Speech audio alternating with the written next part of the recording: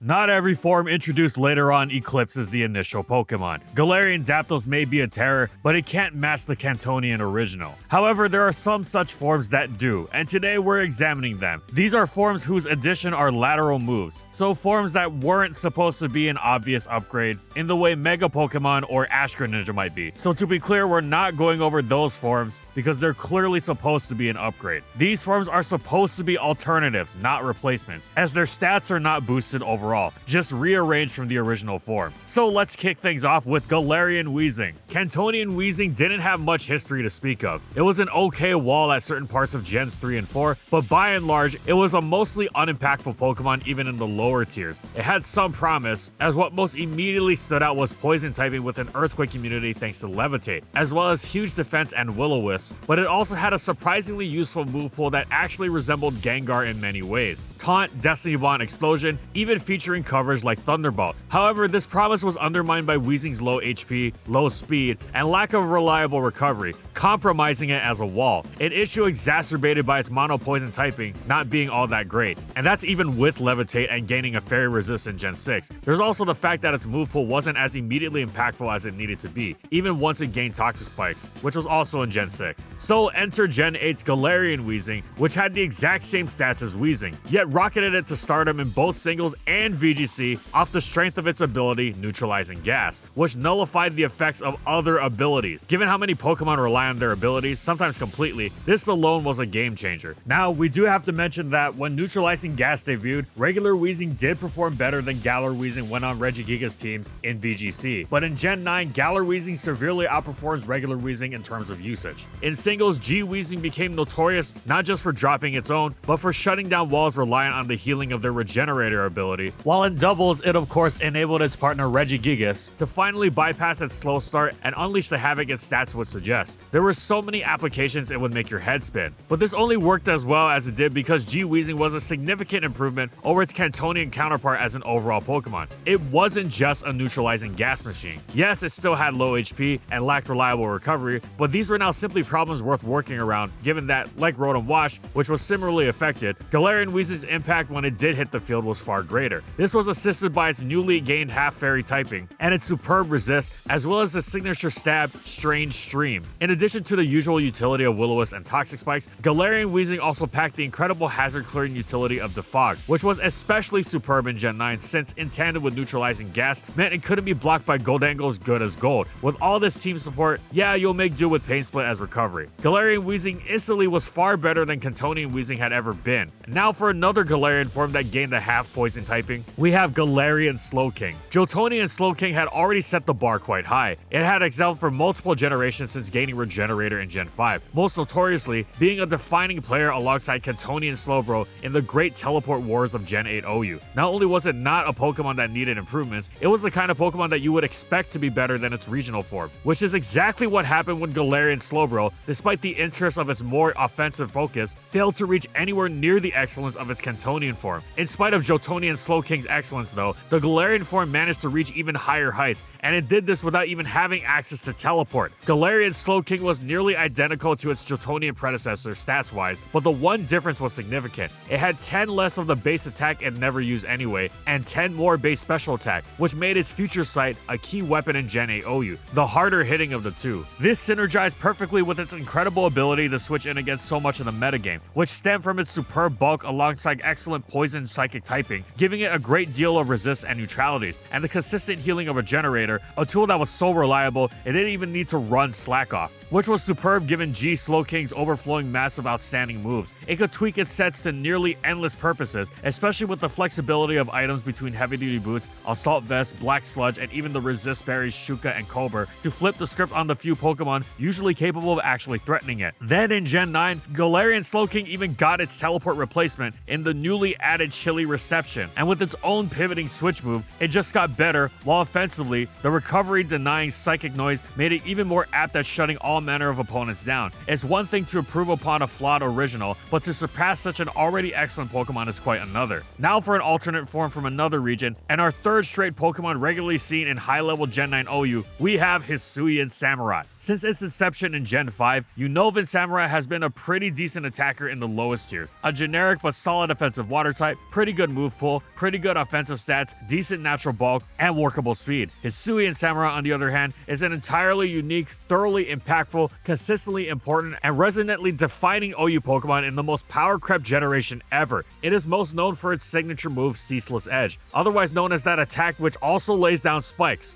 But it wouldn't be worth much if it weren't being used by such a solid Pokemon overall. Look at Kleavor, whose signature Stone Axe is an attack that also lays Stealth Rock, yet it toils meagerly in the lower tiers. So what makes Hisuian Samurott so good? First, yes, Ceaseless Edge is excellent, and also like Kleavor, H Samurott packs the Sharpness ability, which boosts Ceaseless Edge's 65 base power, the same as Knockoff against a Pokemon without an item, up to an excellent 97.5, the same as Knockoff against a Pokemon with an item. Ceaseless Edge is much more spammable though, not just for how it can stack multiple layers of spikes and the fact that it does so without being stopped by Taunt or Magic Bounce, which is also incredibly valuable, but for the fact that it is Dark type, which is a stab so valuable, many Dark types ran multiple such moves, and H Samurott is no exception. It also brandishes Knockoff, helping for removing heavy duty boots that would protect against the spikes it scatters, and it also runs the superb priority of Sucker Punch for faster opponents. Although that brings us to another major strength of Hisuian Samurott over its Unovan predecessor. It's a great deal faster,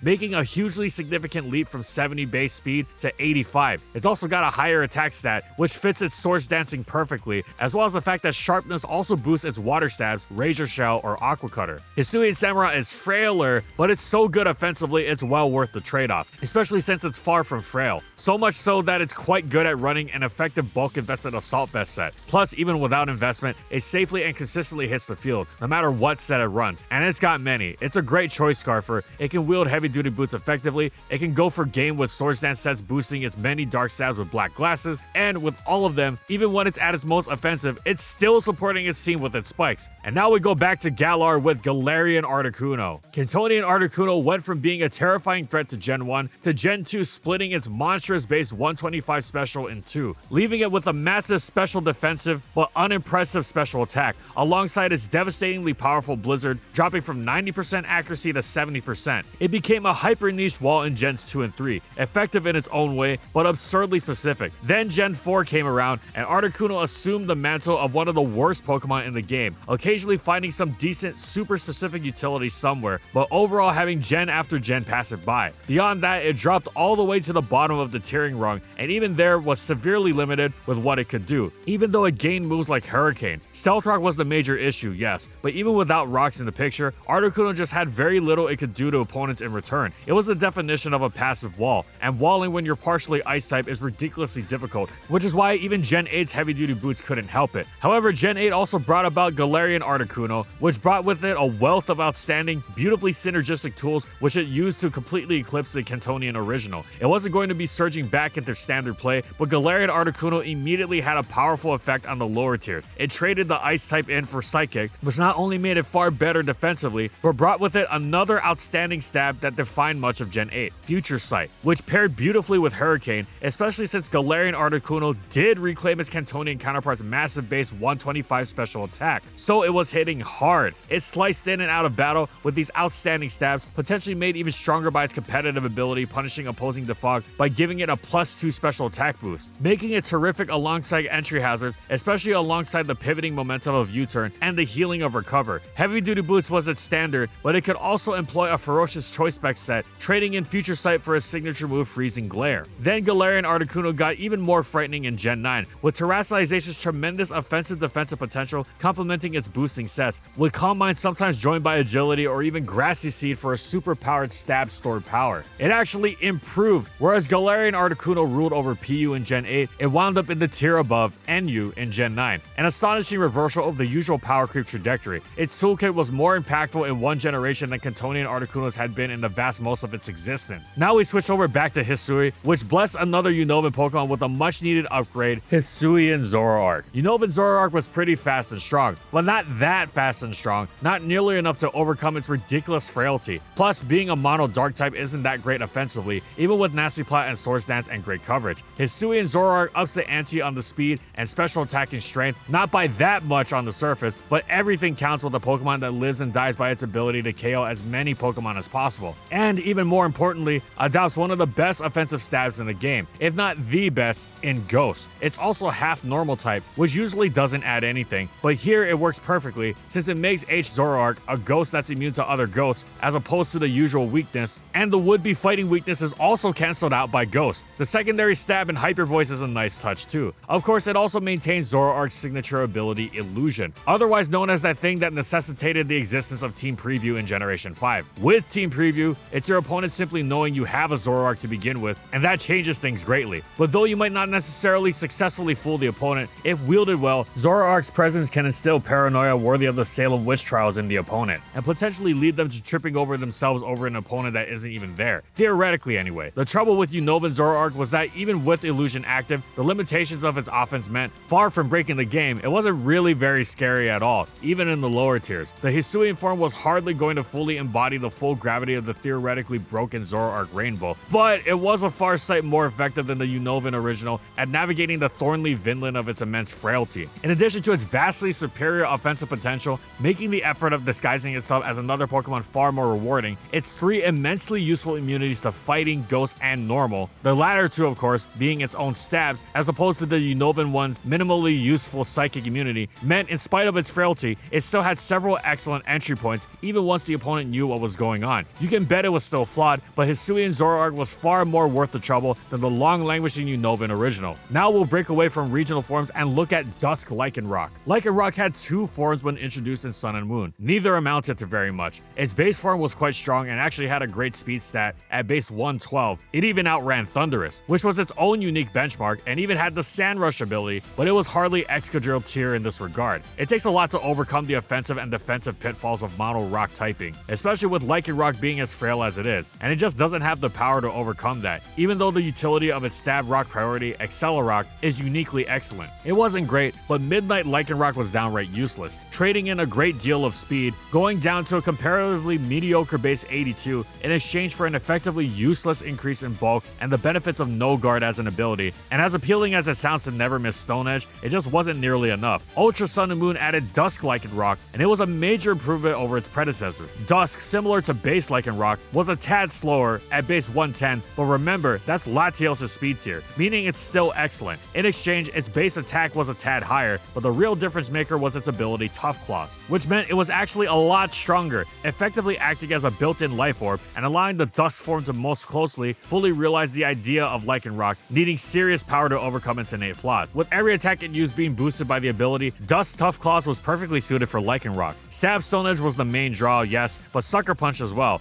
allowing Dusk Lycanroc the superb utility of revenge killing a wide variety of faster opponents, as well as making late-game Swords Dance sweeps that much more precise at closing the deals. Its moves against slower, bulkier targets were boosted as well, starting with Fire Fang, then expanding to include close combat in Gens 8 and 9. Dusk Lycanroc was so effective thanks to Tough Claws, in fact, that in spite of frailty that would be suspect in Gen 1 UU, it managed to survive power creep to maintain its lower tier role even in Gen 9. Meanwhile, the other Lycanroc forms are completely useless. And speaking of Pokemon significantly powered up by an ability, we return to Galar one last time with Galarian Darmanitan. You know that Darmanitan was strong, even by the bonkers standards of the 5th generation that it was introduced in. Gen 5 was pretty much the Gen 9 of its time, power creep wise, and Darmanitan's base 140 attack flare blitzes, boosted further by the built-in life orb boost of its sheer force ability, achieved some pretty insane feats, especially under the permanent sun it was usually supported with. You were either fire immune or you got crushed. As far as viable fire immunities went, it was the Earthquake and Superpower destroyed Heatran, and end of list. Of course, Darmanitan was ridiculously frail style, and the reliance on Sun had its flaws, as did Flare Blitz recoiling, exacerbating the lack of longevity brought about by its Stealth Rock weakness. And then Gen 6 came around and Drought no longer summoned permanent Sun, but it was still pretty peerless power-wise. Then in Gen 8, the Galarian form came around and took the already loony Darmanitan concept to cartoonish extremes. G Darmanitan is identical to Unova Darmanitan stats-wise, but far more dangerous. It ups the ante with its own power-boosting ability, its own signature, Guerrilla Tactics, which is effectively a built-in choice band. It also becomes an Ice type, and thus gains an even better offensive type, arguably the best stab in the game, with its defensive uselessness changing nothing for a Pokemon that already couldn't take a hit and simply wants to be the most efficient glass cannon possible. G-Darm also spans its stab much more freely when there are no immunities to it, and it's not reliant on weather, and it doesn't induce recoil. Sure, Icicle Crash might miss, but it was also significantly likelier to flinch the opponent, as if withstanding its insane power wasn't difficult enough. It also helped that G-Darm had the coverage to dispatch any ice resist that it might come across, should its Icicle Crash not be able to brutalize the ice resist with raw power, and unlike Sheer Force, Guerrilla Tactics boosted every move. The built-in Choice Lock meant nothing considering Unova Darm's best sets were already choiced. Now you got to wield either a base 140 attack Choice Scarfer that was simultaneously a Choice Bander, or you could have a base 140 attack Pokemon with 2 Choice Bands. Real mystery is how this one got banned. Now for our next selection, a 2-in-1 special, we have Paldean Tauros, Blaze, and Aqua. Post Gen 1 Tauros has had it real rough. It just hangs around the lower tiers. Occasionally it'll pull off some decent offense with its speed, and it enjoys the power boost of Gen 5's Sheer Force, but overall its most effective attack is remembering the glory days. Enter Gen 9, which has given it not 1, but 2 forms that have redeemed it competitively. It actually received 3 forms, but the comparatively bland mono-fighting combat form of Paldean Tauros fails to stand out from the Cantonian one and manages to actually be less viable. Blaze and Aqua though, especially Aqua, they're the real deal. Statistically, Paldean Tauros rearranges the Cantonian form to be a tad slower, which is unfortunate, but its new typing also gets to enjoy higher attack and defense, which is especially useful alongside Intimidate and a solid set of resists to more easily hit the field and get to wield a superb dual stabs reminiscent of beasts like Infernape and Urshifu Rapid Strike. The fighting half of those dual stabs was none other than Close Combat, supported by the respective 120 base power recoil moves, Flare Blitz for Blaze, and Wave Crash for Aqua. Having 2 120 BP stabs to work with was excellent, but it went further. In addition to their great coverage, Blaze would often boost with Bulk Up and Trailblaze, while Aqua had excellent priority in Aqua Jet. Both forms could also opt for Raging Bull for a weaker but recoil-lacking type respective stab if they wanted to make the most of Paldean Tauros' good physical bulk. Their varied movesets also utilized Terra to strong effect. In Aqua's case, it was often boosting one of its stabs further, as it destroyed so much with those alone. Paldean Tauros redeemed its fallen Cantonian brethren not once, but twice. Now to another Gen 1 Pokemon, we have Alolan Ninetales. Cantonian Ninetales went from obscure to generation-defining upon receiving Drought in Black and White in both singles and VGC alike. In the former, its permanent Sun fueled many broken strategies and resulted in many bans. Sun, notorious for how its playstyle, initially seeming worse thanks to the Stealth Rock vulnerable Ninetales, paled in comparison to Tyranitar and Politoed, actually wound up dominating the most common variants of the seemingly more reliable Sand and Rain teams. However, in Gen 6, Drought no longer summoned permanent weather, and Ninetales was once again relegated to the lower tiers, but its support was still solid enough,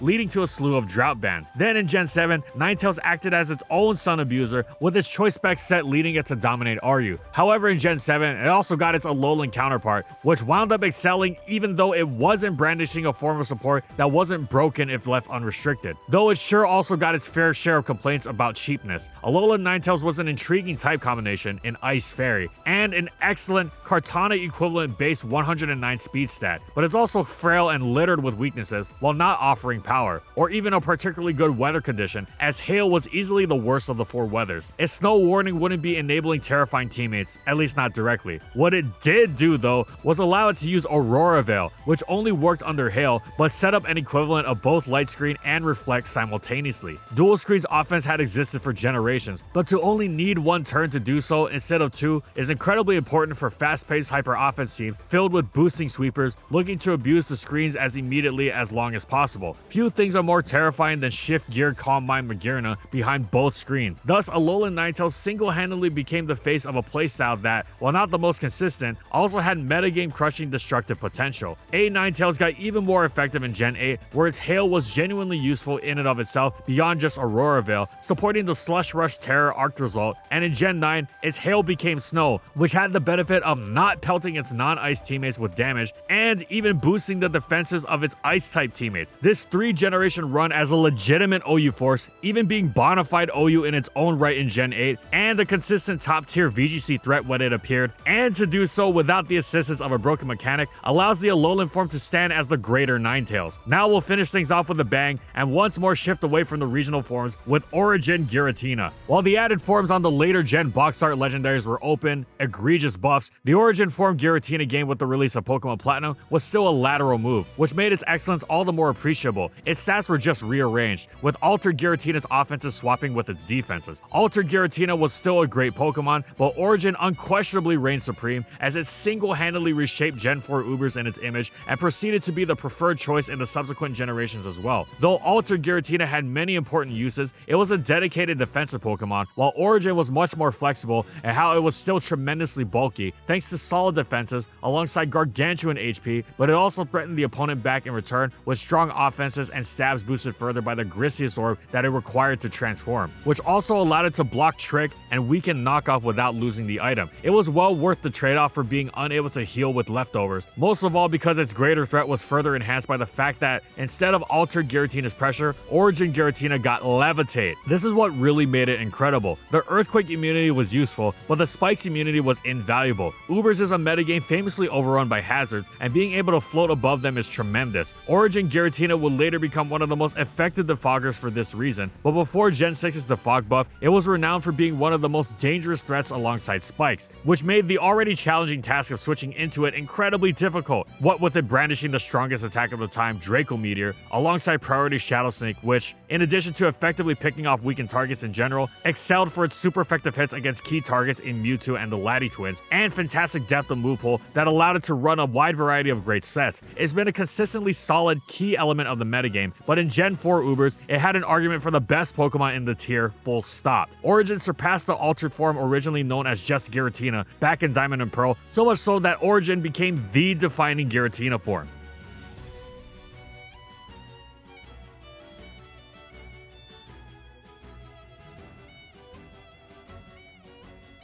And thank you so much to our Platinum patrons. Thank you to Amphozenus, Alex Sable, Anthony Belval Renault, Daniel Isbeast, Corman, Don Creek, Eric Dissing, Funky, Glitcherton, Howl, Jack G, King Yabber, Nightfall, Megamon VGC, Mojo Gameslayer, Nurse Jake, One Penguin to Rule, Pretzel SP, Seagulls Incorporated, Soljiro Sakura, Spavoon, Skylaria, Soras and Croxon, Shiwei Miji, Stoneface Colin, Tyler, Kiboflu, Wardine, Zathor for their major support of our videos.